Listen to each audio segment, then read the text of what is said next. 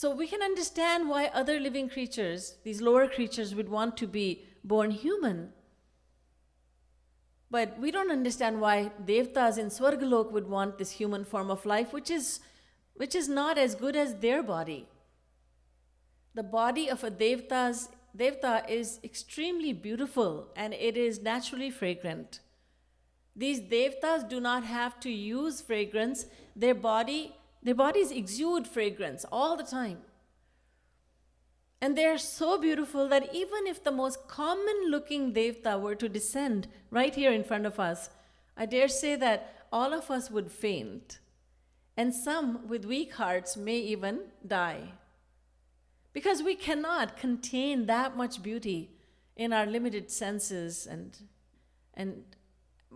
mind and senses. So they have so much beauty, we have so little.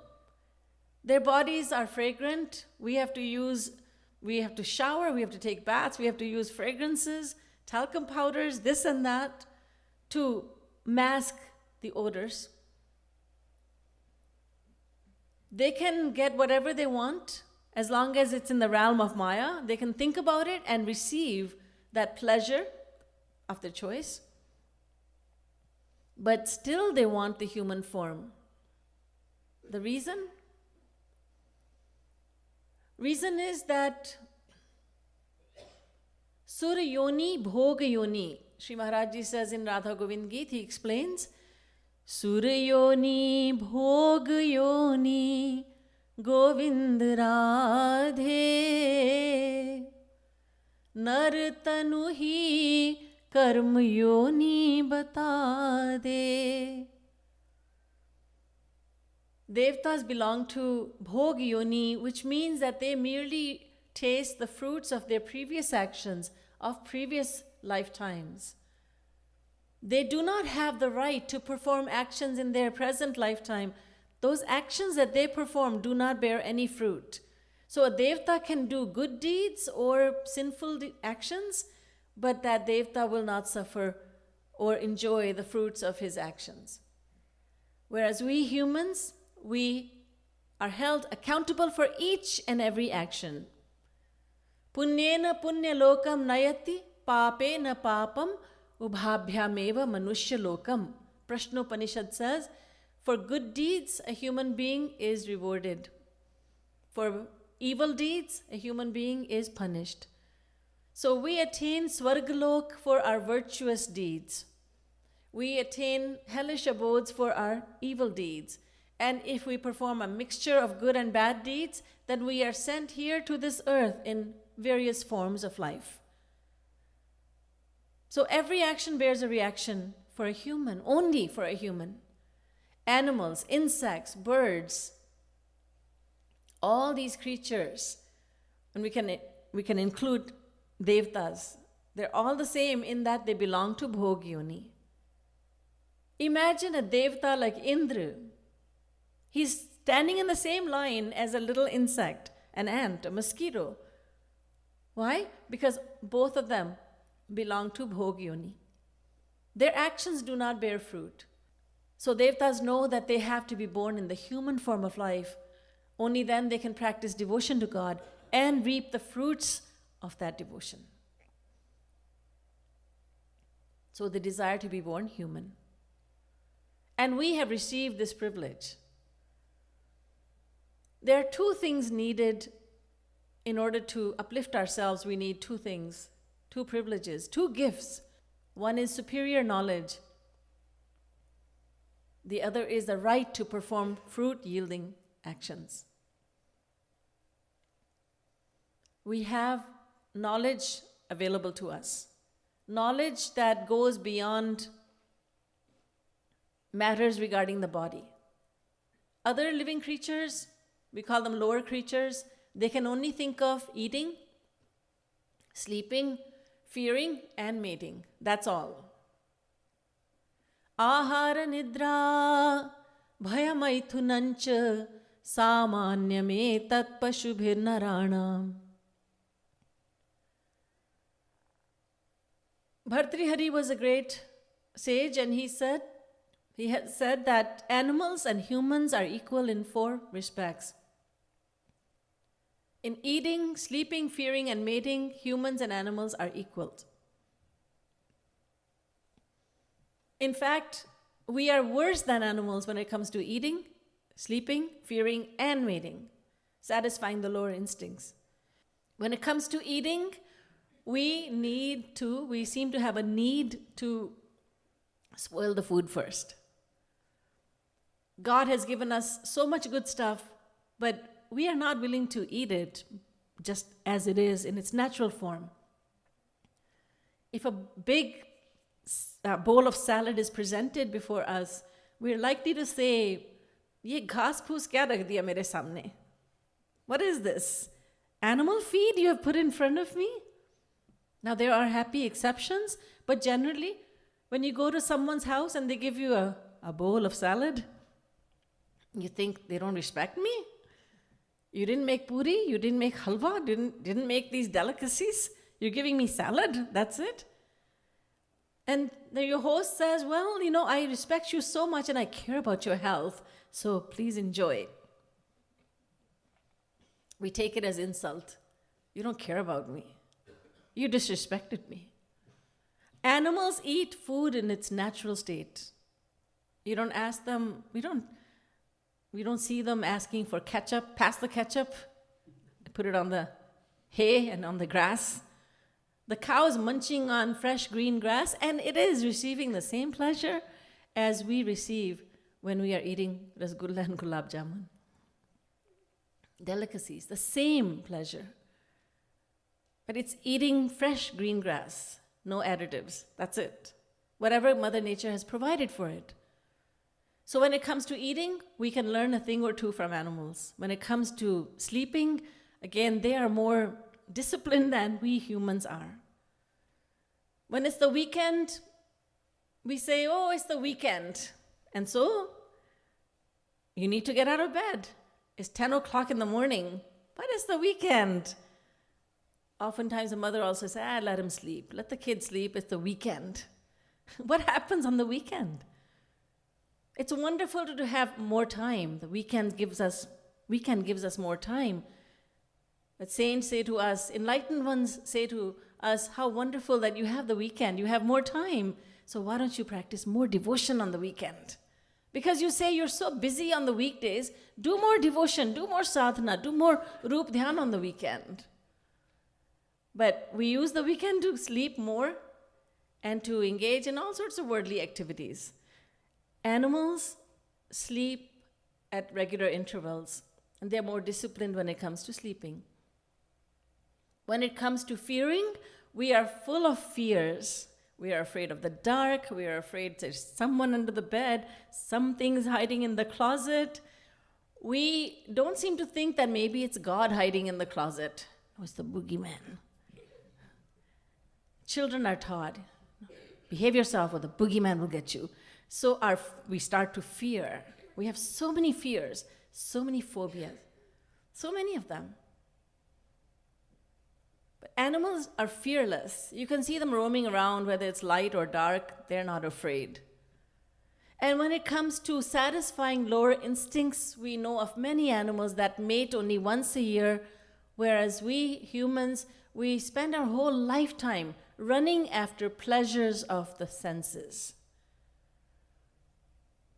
So we think that animals, insects, birds, these are lower creatures, but in fact, they are superior to us in many ways. We can learn from them. However, Bhartrihari Ji says, "Jnanam hitesham adhiko vishesho jnanena hina pashubhis samana." Despite the fact that animals are much better than us, or we are on the equal footing as animals when it comes to eating, sleeping, fearing, and mating, yet there is one thing that separates humans from the animals, and there's one thing that places humans on a higher level than animals, and that is jnanam, superior knowledge. We have the capacity, mental and intellectual capacity, to understand that we are the Atma. We have the intellectual capacity to understand that we have a body, but we are the soul. And that what I am and what I have, these are two different things. So when an enlightened one, enlightened master, a guru, tells us, look, you are not the body. Body is something that you have in your possession. So don't be going around thinking that you are the body. You are the Atma.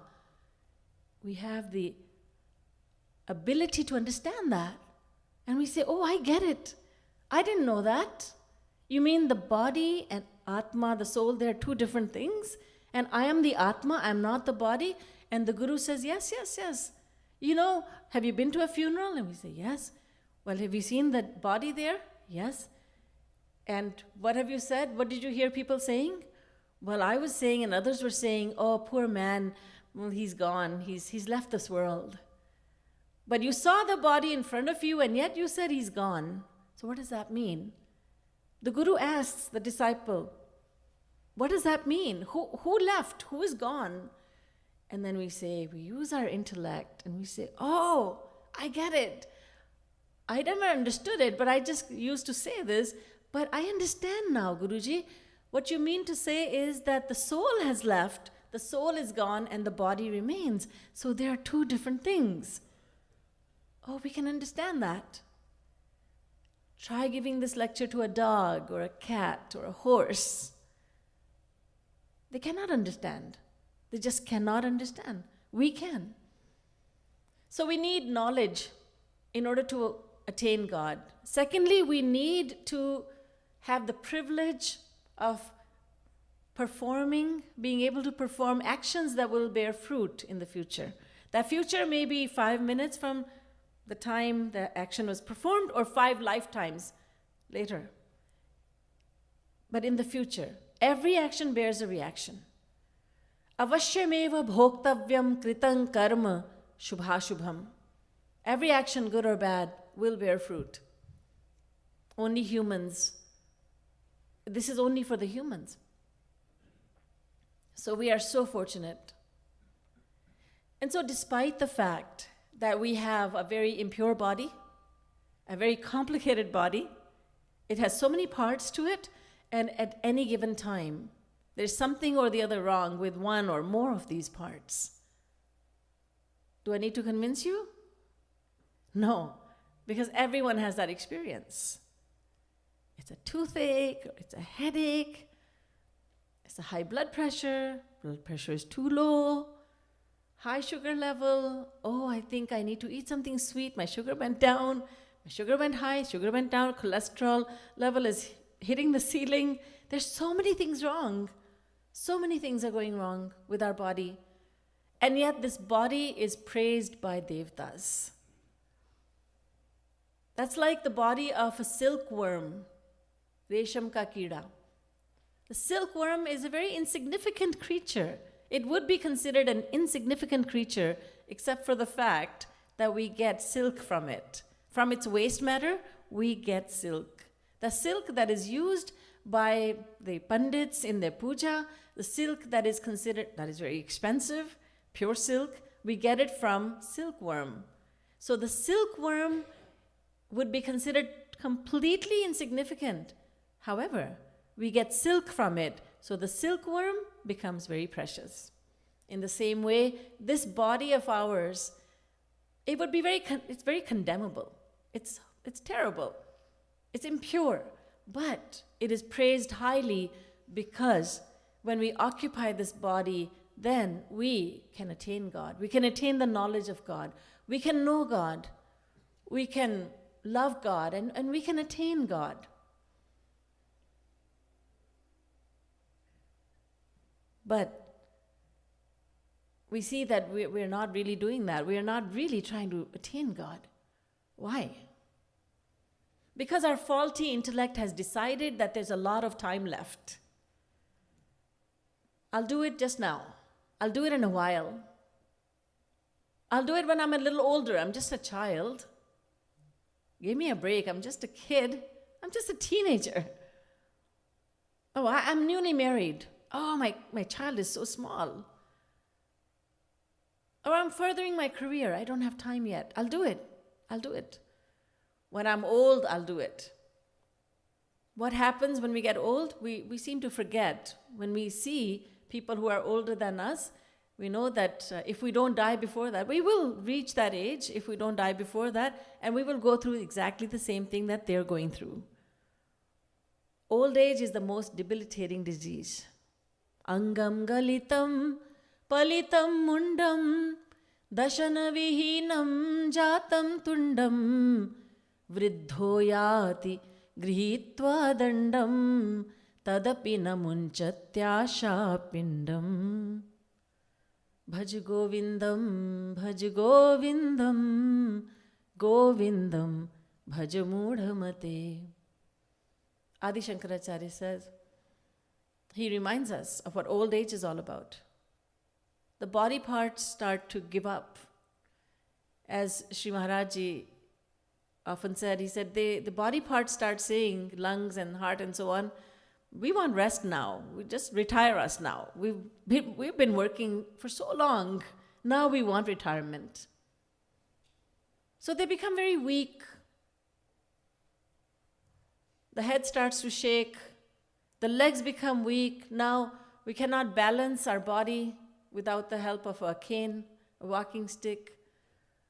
And that happens in old age. And at that point, our plan is, when we reach that point, when we are so feeble physically, then we are going to sit down and we are going to meditate on God. You may say, well, the body is weak, but the mind is strong. No. The mind is going to be filled with so many more attachments than it was when the body was young. A little child is born, the child has no attachments whatsoever. The mother dies and everyone is crying, but the child remains unaffected. The child has no attachments. But the child grows older, and the child becomes very attached to its mother, and then father also, and then siblings. And then when the child becomes a young man, then he gets married, and then he adds a wife to the attachment, the area of attachment. Then they have children. Now the area of attachment is getting wider. And by the time he's an old man, he has grandchildren and even great-grandchildren. Now the area of attachment is so wide. That net is cast so wide. That's the reality. And we are thinking, at that age, then I will start meditating on God. I will start doing Rup Dhyan. When I'm not able to utter the name of God, mucus will be preventing me from doing that. I will not be able to sit down with a straight back. I will not be able to remain awake. I'll be so feeble physically, and then my mind will be filled with worldly desires and attachments. Adi Shankaracharya says, Tadapi na munchatyasha pindam. The body is very, very weak, but there's something inside that is getting stronger and stronger. It's getting younger and younger. What is that?